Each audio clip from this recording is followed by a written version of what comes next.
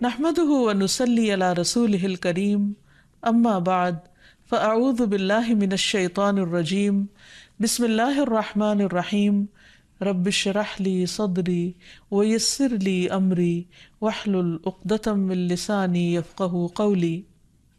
السلام علیکم ورحمۃ اللہ وبرکاتہ۔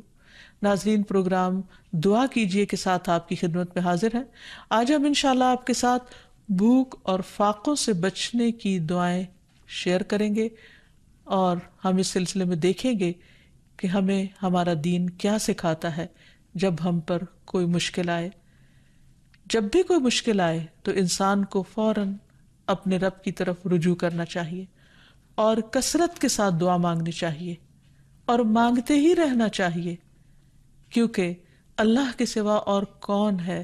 جو ہماری مشکل دور کر سکتا ہے، ہماری بھوک، پیاس، فقر، فاقہ، تکلیف، تنگی کو ہم سے ہٹا سکتا ہے۔ نبی صلی اللہ علیہ وسلم نے فرمایا، جب تم میں سے کوئی دعا مانگے تو کثرت سے مانگے، کیونکہ وہ اپنے رب سے مانگ رہا ہے، کسی اور سے نہیں۔ کیونکہ انسان جب کسی اور سے مانگتا ہے تو وہ ناراض ہو جاتا ہے، وہ نظریں چرانے لگتا ہے، وہ دور ہونے لگتا ہے، تعلقات خراب ہونے لگتے ہیں۔ لیکن جب انسان اپنے رب سے مانگتا ہے تو رب خوش ہوتا ہے، اس دعا کو انسان کے حق میں عبادت لکھ دیتا ہے، اس دعا کے مانگنے پر بے پناہ اجر لکھ دیتا ہے، اور دعا کے مانگنے سے انسان کی مشکل کو بھی آسان کرتا ہے۔ اصل میں دعا رکھی اس لیے گئی تاکہ انسان کا اپنے رب کے ساتھ ایک مضبوط تعلق قائم رہے۔ اسی طرح ایک اور حدیث میں بھی آتا ہے کہ رسول اللہ صلی اللہ علیہ وسلم نے فرمایا، لوگوں میں سب سے زیادہ عاجز وہ ہے جو دعا نہ مانگے، جو دعا مانگنے میں عاجز ہو، یعنی وہ دعا مانگنے میں سستی کرے یا کم ہمتی سے کام لے یا مایوسی کرے کہ میں تو بہت مانگ چکا، اب میں تھک چکا ہوں اور میری دعا تو سنی نہیں جاتی۔ نہیں، انسان کبھی بھی اپنے رب سے مایوس نہ ہو، لیکن یاد رہے کہ دعا مانگنے سے پہلے ہمیشہ اللہ سبحانہ وتعالیٰ کی حمد و ثنا کرے۔ ایک شخص نبی صلی اللہ علیہ وسلم کے پاس حاضر ہوا اور کہنے لگا کہ یا رسول اللہ صلی اللہ علیہ وسلم، مجھے قرآن مجید میں سے کچھ یاد نہیں رہتا، تو مجھے کچھ ایسے کلمات سکھا دیجئے کہ مجھے وہ اس سے کفایت کریں، یعنی میں ان کو زبانی یاد کر لوں اور ان کو پڑھتا رہوں۔ تو آپ صلی اللہ علیہ وسلم نے اس کو سکھایا، سبحان اللہ والحمد للہ ولا الہ الا اللہ واللہ اکبر ولا حول ولا قوۃ الا باللہ۔ اللہ پاک ہے، سب تعریف اللہ کے لیے ہے، اس کے سوا کوئی معبود نہیں، اللہ سب سے بڑا ہے، اور برائیوں سے بچنے کی ہمت اور نیکی کرنے کی قوت اللہ کے سوا کسی سے ممکن نہیں۔ یعنی اللہ تعالیٰ ہی انسان کو یہ قوت عطا کرتا ہے۔ تو گویا جب انسان فقر و فاقہ میں مبتلا ہو یا کسی بھی قسم کی محتاجی اس پر آ جائے تو پھر اللہ سبحانہ و تعالیٰ ہی کی طرف رجوع کرے، کثرت کے ساتھ درود شریف پڑھے، اور خصوصاً دعا سے پہلے درود شریف کا پڑھنا قبولیت کا باعث بنتا ہے۔ اور اس میں درود ابراہیمی بھی پڑھا جا سکتا ہے، اور اس کے علاوہ مختصر درود جو ہیں وہ بھی پڑھے جا سکتے ہیں۔ کم سے کم اتنا تو کہے صلی اللہ علیہ وسلم، اور جتنی بار کہے گا ہر بار کہنے سے 10 رحمتیں اس پر آئیں گی۔ جہاں تک فقر و فاقہ کا تعلق ہے تو یہ ہوتا تو ہے، لیکن حقیقت میں اصل فقیری دل کی فقیری ہوتی ہے۔ بہت سے لوگوں کے پاس بہت کچھ ہوتا ہے، لیکن اس کے باوجود بھی ان کے دل میں ہر وقت ایک خوف رہتا ہے یا ایک احساس رہتا ہے کہ ہمارے پاس کچھ نہیں، یا اگر یہ نہ رہا تو کیا بنے گا۔ اسی لیے ہم دیکھتے ہیں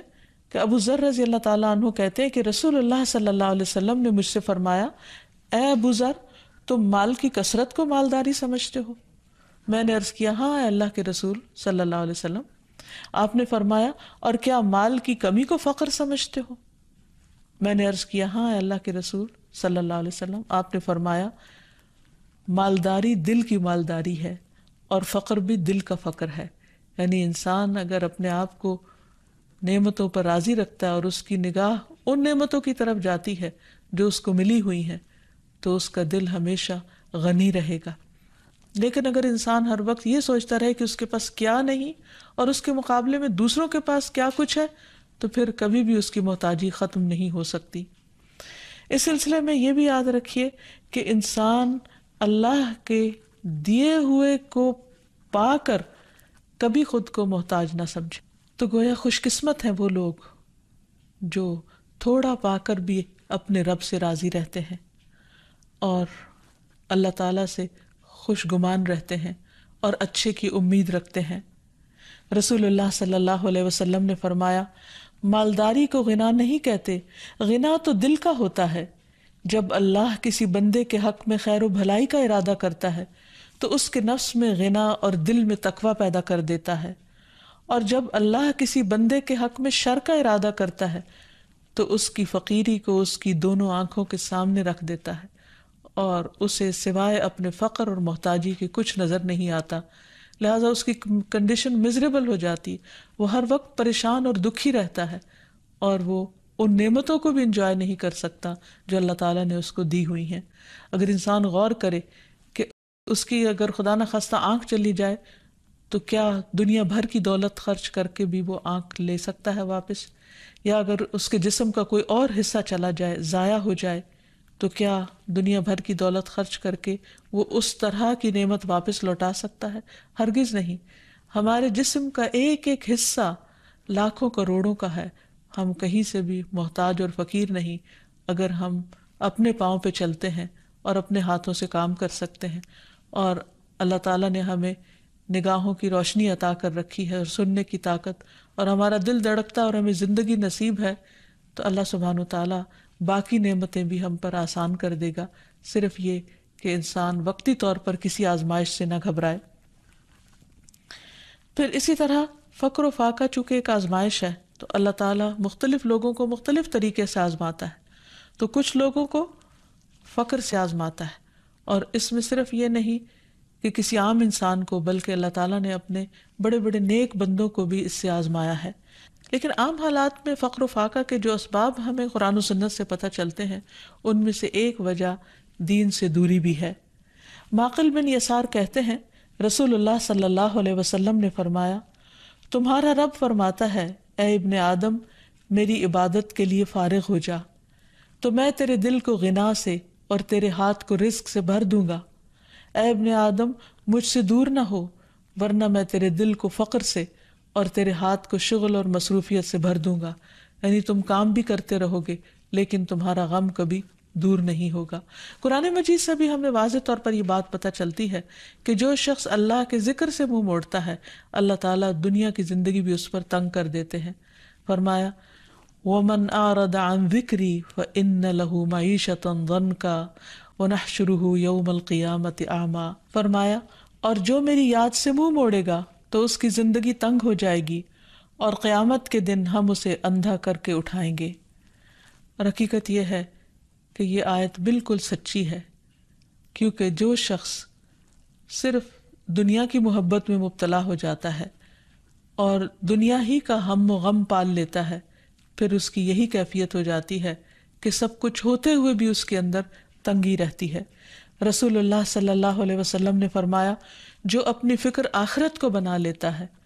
تو اللہ تعالیٰ اس کے تمام امور کو جمع کر دیتا ہے اور اس کے دل کو بے نیاز کر دیتا ہے، اور دنیا اس کے پاس ذلیل ہو کر آتی ہے، اور جس کی نیت صرف دنیا حاصل کرنے کی ہو، یعنی وہ آخرت کو بھولا ہوا ہو، اللہ اس کی تنگیوں کو اس پر کھول دیتا ہے، اس کا فقر اس کی آنکھوں کے سامنے آتا ہے اور اسے صرف اتنی ہی دنیا ملتی ہے جتنی اس کے لیے لکھی جا چکی ہوتی ہے، اس سے زیادہ نہیں ملتی۔ تو اس لیے انسان کو ہمیشہ اللہ سبحانہ وتعالیٰ کی طرف رجوع کرنا چاہیے، اور جو کچھ انسان کو ملا ہے اس پر